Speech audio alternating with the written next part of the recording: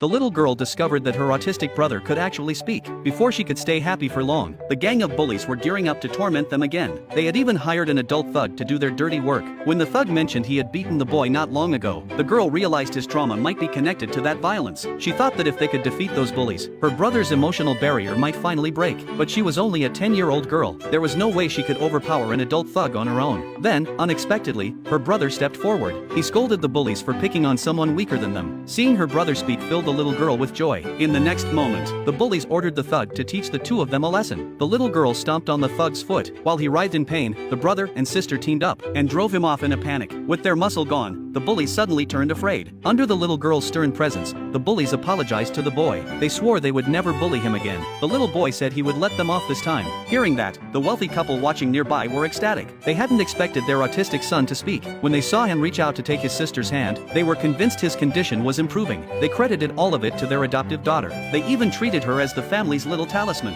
At that moment, the little girl noticed her brother slipping back into language difficulty. She couldn't understand why it was happening. Her parents told her that autism isn't something that heals overnight, but they were content that their son had shown such marked improvement. They immediately decided to reward the little girl. She refused every gift they offered. All she wanted was for her brother to get better quickly. Then she could finally have conversations with him. Determined to cure her brother, she flipped through his old photos while asking their mother about his past. Her mother said he had always loved playing the piano. She added that his talent at the instrument had been exceptional, but 3 years earlier he had failed the entrance exam for the conservatory. After that failure, he had withdrawn into autism. The girl concluded his condition was tied to that failed audition. She thought that if she could get him back into his dream school, it might heal his emotional wound. Once that knot was untied, she believed he would fully recover. So she hurried to find him and urged him to take the annual piano exam. The mention of the piano made him visibly nervous. He didn't want to go. The girl couldn't understand his reluctance. After persistent pleading, he finally agreed to sit for the music audition. A few days later, accompanied by their parents and sister, he arrived at the nation's top music academy. The school admitted only one outstanding student each year. The first performer on stage was the same bully, who had tormented the girl and her brother. He sneered arrogantly at the boy before beginning his piece. When he finished, the judges failed to reach a unanimous decision to pass him. Backstage, he boasted about his skill again. He even mocked the boy's butterfly-like hands, saying they couldn't possibly play the piano. The sister snapped back at the bully in anger. Then she and their parents rallied to encourage the boy. Confident, he sat down at the piano.